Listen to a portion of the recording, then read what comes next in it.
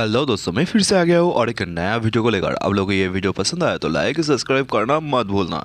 और आप लोग 100 सब्सक्राइब कर दीजिए, क्योंकि मेरा सब्सक्राइबर बहुत ही कम है, इसलिए 100 सब्सक्राइब कर दो। तो अब चलो एपिसोड को स्टार्ट करते हैं। एपिसोड 2 पर दिखाया जाता है गोल्डन बालों वाला प्रिंस को, और प्रिंस एमसी से कहता है, मैं तुम्हारे बारे में बहुत कुछ सुना हूँ। तुम एक ए क्लास का एक्सप्लोरर हो और तुमने अभी एक भी डंजन को क्लियर नहीं किया। ये क्या सच है? एमसी ये सुनकर कुछ भी नहीं कहता है। प्रिंस कहता है, तुम्हें डंजन के ट्रैप से तो कोई परेशानी नहीं है और तुम अभी तक डंजन के हार्ट तक अभी भी पहुंच नहीं पाए। मुझे लग रहा है ये शायद से डंजन कीपर के वजह से होगा।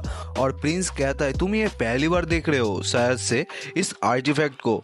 और सब लोग ये आर्टिफैक्ट को देखकर हैरान हो जाता है और हमारा जो एमसी है, एमसी भी आर्टिफैक्ट को देखते ही रहता है। प्रिंस ऊपर की तरफ उठते हुए कहता है, तो क्या हुआ, तुम इस आर्टिफैक्ट को टच कर सकते हो, टच करके एक बार देख भी सकते हो।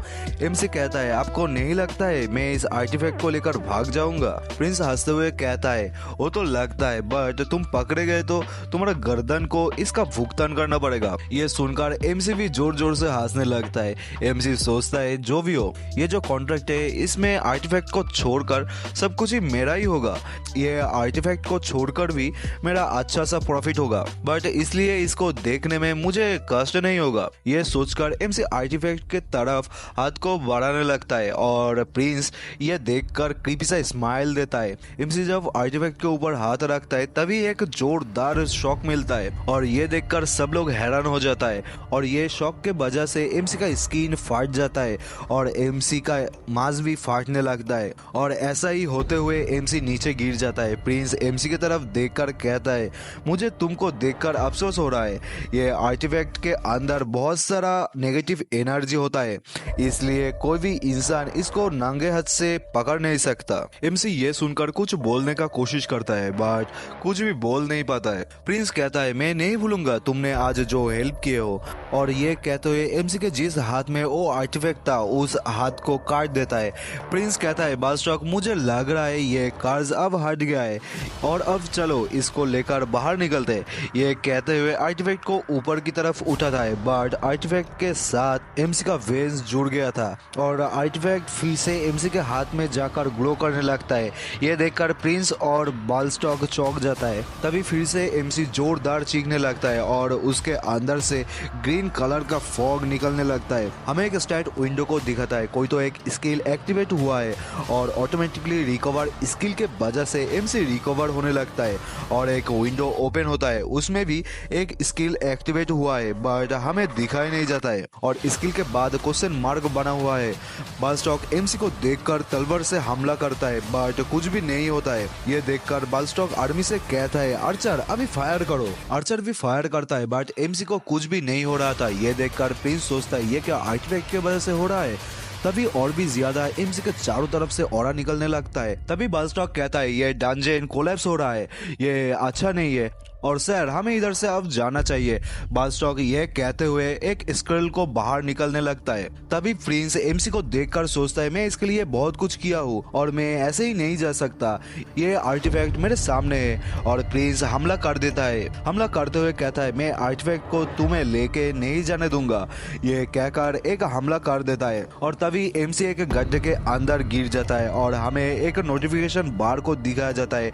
इसमें लिखा हुआ था, यह आर्टिफैक्ट मिमेंटो मार्टिन स्टिच एटलर को पार्टनर बना लिया है। और ये जो आर्टिफैक्ट है इसका नेम है मिमेंटो मार्टिन। कुछ देर बाद दिखाता है, एमसी के तालाब से बाहर निकलकर जोर जोर से खांसते हुए उधर ही लेट जाता है। लेटकर सोचता है, मैं किधर हूँ, ये कौन सा प्लेस है? ये बहुत डार्क है और मेरा बॉडी जैसा महसूस कर रहा है वो जैसा टूट रहा है। एमसी अपने हाथ की तरफ देखता है, उसके हाथ में एक रिंग है। ये देखकर कहता है, ये रिंग मेरे हाथ में क्या कर रहा है? एमसी रिंग की तरफ देखते हुए सोचता है, गेराल्ट से धोखा खाने के बाद और इस रिंग को टच करने के बाद शायद से मैं उधर ही मर गया था और ये जो गेराल्ट है ये वही गोल्डन बालों वाला प्रिंस है। तभी कोई कहता है, तुमने ठीक कहा, तुम मर गए थे स्टिच एटलर। तभी एमसी के सामने एक खोपड़ी अपीयर होता है। वो खोपड़ी कहता है, तुम मेरे इनकॉम्पिटेंट पार्टनर हो। उसके बाद सीन काट होकर दिखाता है, गेराल्ट और बालस्टॉक बच गया था स्क्रॉल को यूज करते हुए। गेराल्ट कहता है सिर्फ हम दोनों ही सरवाइव कर पाए। ये कहते हुए गाली देते हुए जोर से चिल्लाने लगता है। बालस्टॉक गेराल्ट को कहता है सर प्लीज शांत हो जाओ। गेराल्ट गुस्सा होते हुए कहता है तुम क्या सोच रहे हो मैं ऐसे ही शांत हो जाऊं? और बालस्टॉक तुमने उस स्क्रॉल को क्यों यूज किया? ये कहते हुए बालस्टॉक का कॉलर को पकड़ता है। बालस्टॉक डरते हुए कहता है उधर ऐसा सिचुएशन नहीं था कि सब लोग एक साथ सेफली बाहर आ सकते थे। गेराल्ट ये सुनकर बालस्टॉक के कॉलर को छोड़ देता है और कहता है मेरा जो ब्रदर है उसको ऑलरेडी पता है मैं सोल्जर को लीड कर रहा था और इसलिए ये सोल्जर को लॉस्ट करना ये ठीक नहीं है। गेराल्ट कहता है जो भी हो उधर क्या हुआ है ये देखा तुमने? वो कैसे मारने के बाद फिर से जिंदा हो गया था और वो आर्टिफैक्ट नॉर्मल नहीं था। ऐसे कि ये पैरासिटिक टाइप भी नहीं है, ये अपने ओनर को मारने के बाद फिर से जिंदा करता है। बालस्टॉक कहता है मैं आर्टिफैक्ट को फर्स्ट टाइम देख रहा हूँ और ये आर्टिफैक्ट पैरासिटिक टाइप नहीं है, ये क्या इंडिपेंडेंट टाइप है?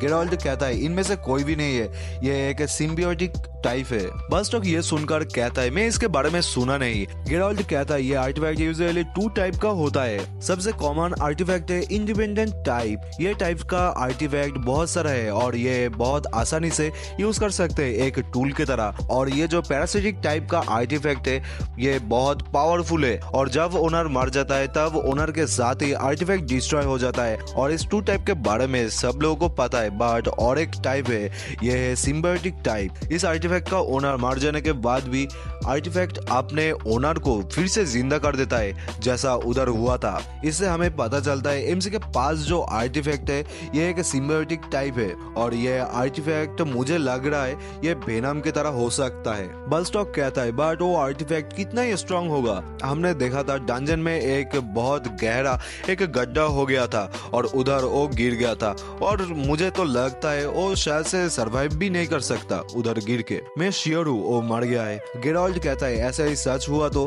बहुत ही अच्छा होगा। और चलो अब कैपिटल की तरफ जाते हैं। गेराल्ट बालस्टॉक से कहता है टाउन के अंदर स्टिच एटलर के वांटेड पोस्टर लगा दो और बाउंटी ज्यादा कर दो। और इधर ही हमारा ये एपिसोड खत्म होता है। आप लोगों को थोड़ा भी पसंद आया तो लाइक सब्सक्राइब कर देना और फिर से मुलाकात होगा और एक नया ब्रांड न्यू एपिसोड के साथ।